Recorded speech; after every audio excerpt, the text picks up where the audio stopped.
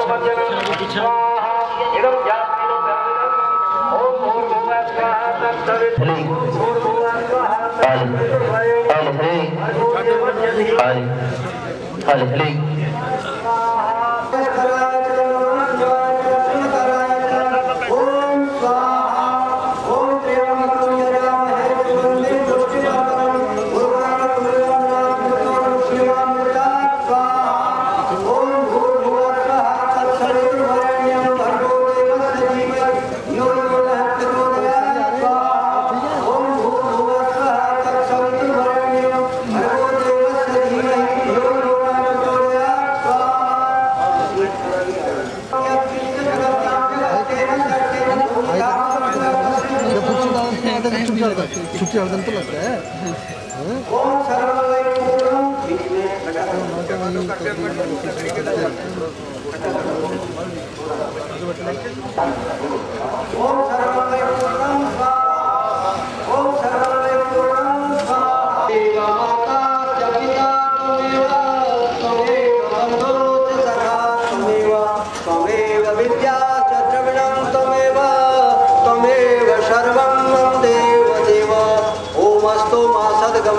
तमसोमा ज्योतिर्गमय मृत्योर्मामृतम गमयति। ओम शांति शांति शांति। ओम।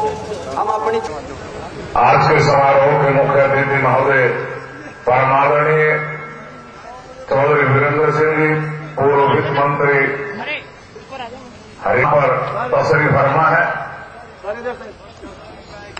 जोरदार तालियां बजाकर के स्वागत करें एक बार।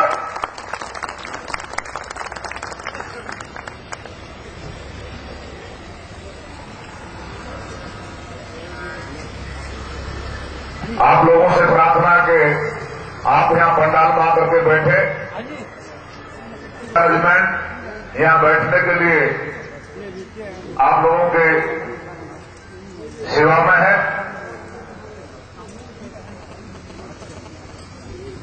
आप लोगों से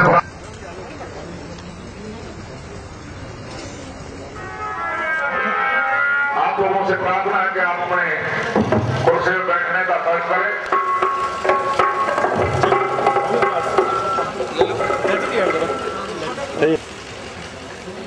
बहुत खुशी का मौका है।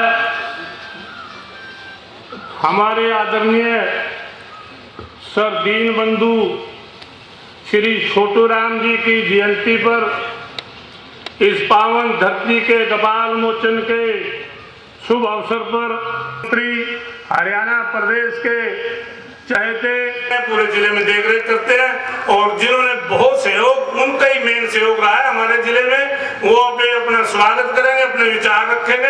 मैं उनको आमंत्रित करता हूँ डॉक्टर विजय दहिया। चौधरी वीरेंद्र सिंह जी, पूर्व वित्त मंत्री और को चेयरमैन समन्वय समिति और हमारी छोटू राम विचार मंच के संरक्षक, हमारे हल्के के विधायक जी, जिला परिषद के चेयरमैन जी, मंच पर बैठे, स्थापना के अवसर पर आपका छोटू राम विचार मंच की तरफ से हार्दिक अभिनंदन करता हूँ। दीनबंधु छोटू राम जी की मूर्ति यहाँ पहले से स्थापित थी। 1984 में एक मूर्ति लगाई गई थी जिसका अनावरण उस टाइम के लोकसभा अध्यक्ष माननीय श्री बलराम जाखड़ जी ने किया था। लेकिन वो मूर्ति उनकी से मेल नहीं खाती थी, हालांकि उस श्रद्धा में वो मूर्ति लगाई गई थी। तो जिस दिन हमने ये विचार किया था कि छोटू राम जी की जितनी भी ऐसी मूर्तियां पुरानी लगी हैं, तो चौधरी वीरेंद्र सिंह जी की अध्यक्षता में निर्णय किया गया था कि वो सभी मूर्तियां जो हैं वो अच्छी मूर्तियों के साथ बदली जाएंगी। और उसी कड़ी में ये पहली मूर्ति यहाँ आज कपालमोचन एक तीर्थ स्थल है, बहुत पौराणिक स्थल है, और यहाँ से शुरुआत करी गई है। सुप्रसिद्ध जो पद्मश्री से सम्मानित राम सुतार जी हैं, उन्होंने इसका निर्माण किया है। जो लोगों का बहुत बहुत धन्यवाद और काफी सहयोग देते हैं। मैं अब हमारे जो कपालमोचन धर्मशाला है, जाग धर्मशाला, इसके हमारे अध्यक्ष जी हैं चौधरी मामचंद जी, वो भी एक मंत्री जी महोदय को और सभी भाइयों को राम राम करता हूँ। नहीं है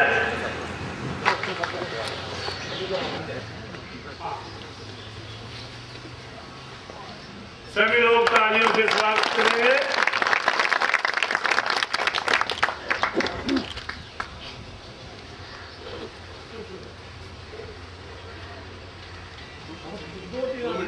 श्री रामकृष्ण जी, श्री रामकृष्ण जी,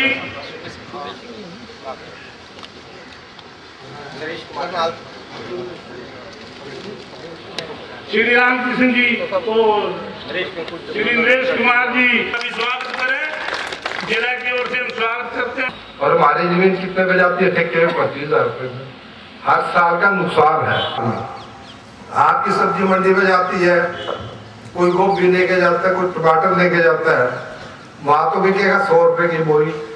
उसके 2 फुट के फासले पर रख के उस आड़ती से लेकर के वो जो बेचेगा वो बेचेगा 1,000 रुपए की बोरी। उपस्थित सभी नेतागण, सम्मानित बुजुर्गों, नौजवान साथियों, प्यारे बच्चों, सबसे पहले तो मैं आदरणीय चौधरी वीरेंद्र सिंह जी का कपालमोचन, एक जो हमारा बहुत ही धार्मिक तीर्थ स्थल है, यहाँ पहुँचने पर उनका अभिनंदन करता हूँ अपनी तरफ से और पूरे इलाके की तरफ से स्वागत करता हूँ। और जो आज हमारे इलाके को चौधरी साहब ने, जो हमारे राष्ट्रीय स्तर के नेता हैं, जिन लोगों ने मुझे यहाँ बुलाया, उसमें खास तौर पे जाट धर्मशाला के अध्यक्ष मामचंद जी और उनके सारे साथी, उनकी टीम, क्योंकि ये मेरे पास 2-3 बार गए थे। और उसके साथ साथ जो अभी बोल रहे थे आपके बीच में, यमुनानगर के प्रदीप नगला जी जो अध्यक्ष हैं जाट महासभा के, और उसके साथ साथ जो इस सारे प्रोग्राम में प्रेरणा स्रोत रहे हैं, इस इलाके में एक नई सोच पैदा करने के लिए डॉक्टर विजय दहिया जी, जो छोटूराम विचार मंच के यमुनानगर के जिला के अध्यक्ष हैं। हमने जब छोटूराम विचार मंच बनाया तो 5 ऐसे स्थान थे जहां के लोगों ने ये कहा कि हमारे यहाँ छोटूराम जी की प्रतिमा तो है, मूर्ति तो है, लेकिन वो उनकी जैसी शक्ल थी, जैसा उनका होना चाहिए था, उस तरह उसको तराशा नहीं गया। हमें इस किस्म की बातें मिली। उसमें एक ये भी स्थान था कपालमोचन का। यहाँ के भी जो सभा के जो सभी सदस्य मुझे मिले थे, तो हमने छोटूराम विचार मंच से निर्णय लिया कि झज्जर के अंदर एक इसराना गांव है, बहुत बड़ा गांव है। जब आप पानीपत से और गोहाना जाओ तो रास्ते में सड़क पे एक इसराना की जाट सभा और वहां की धर्मशाला में, और एक पलवल के अंदर और एक कपालमोचन में। इस तरह 5 स्थानों पे ये निर्णय लिया गया कि इनको असली जो कोई बड़ा मूर्तिकार हो उसकी देखरेख में नई मूर्तियां बनाई जाए। तो आपको मैं बधाई देता हूं इस अवसर पे कि उन सब 5 में से सबसे पहली मूर्ति कपालमोचन में स्थापित हुई। इसमें 3.5 लाख रुपए की सिर्फ मूर्ति है ये, और जो भी काम हुआ वो अलग से। तो एक ये यादगारी दिन है आपके लिए, इस इलाके के लिए। सिर्फ छोटू राम जी की मूर्ति की पुनर्स्थापना ही यादगारी दिन नहीं, मैं ये कहता हूं कि इससे एक नई प्रेरणा मिलेगी नई पीढ़ी को, और उस प्रेरणा की जरूरत है आज। और वो प्रेरणा स्रोत सबसे बड़े किसानों के अगर कोई हो सकते हैं तो वो छोटू राम जी से बड़ा और कोई प्रेरणा स्रोत नहीं हो सकता। और इसकी एक मिसाल देके मैं आपको बात समझाना चाहता हूं कि आप इस बात को महसूस करोगे कि अगर हम संगठित हैं, हम एक हैं, किसान वर्ग और कमेरा वर्ग जिसको कहते हैं, जिसमें गरीब भी है किसान भी है, अगर वो संगठित है तो उसके आगे कोई सरकार, कोई ताकत, कोई उसका सामना नहीं कर सकती। अभी 1 महीने 1.5 महीने पहले की बात है, भारत सरकार ने एक ऑर्डिनेंस जारी किया गन्ने के बारे में,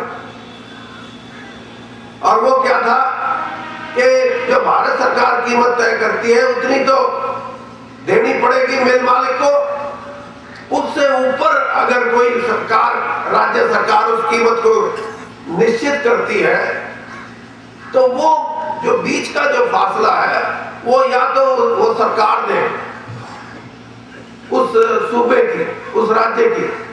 अगर हरियाणा में मिले तो हरियाणा की सरकार दे, यूपी में मिले तो यूपी की सरकार दे, और अगर सरकार नहीं देती राज्य की तो वो मिल का मालिक दे। क्या हम बर्दाश्त नहीं करेंगे? हम तो मारे जाएंगे। जितने भी प्राइवेट मिल मालिक है, कोई भी इस बात को मानने को तैयार नहीं होगा, और हम किससे अपनी वसूली लेंगे? इस प्रकार से तो सिर्फ 129 रुपए भाव तय हो गया समझो, बाकी तो बातें सिर्फ हवाई बातें हो गई। तो जब ये निर्णय किसान को पता लगा तो अकेले यूपी से 1.5 लाख किसान रातों रात इकट्ठा होकर पार्लियामेंट के सामने प्रदर्शन किया, और सरकार को 24 घंटे के अंदर मानना पड़ा कि किसान की बात ठीक है, तुमने जो गजट नोटिफिकेशन की वो गलत, उसको उल्टा लिया गया। तो ऐसी प्रेरणा की जरूरत है आज के युग में, और वो प्रेरणा स्रोत छोटू राम, क्योंकि उस आदमी ने उस जमाने में जो गरीब के लिए, किसान के लिए किया, उस टाइम तो कुछ सोच भी नहीं सकता था, क्योंकि अंग्रेज का राज था। अंग्रेज के राज में तो करना तो अलग बात है, सोचना भी जुर्म था। लेकिन उस आदमी की बुद्धिमत्ता से, उस आदमी का अपना समर्पण गरीब की सेवा करने के प्रति जो था,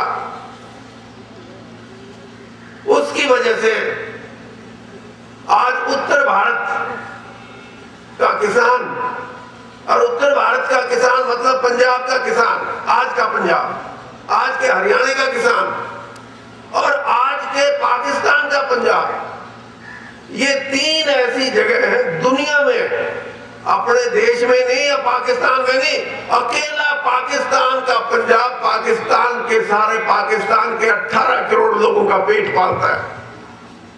अकेला पंजाब और हरियाणा का किसान इस देश के 120 करोड़ लोगों का पेट पालता है।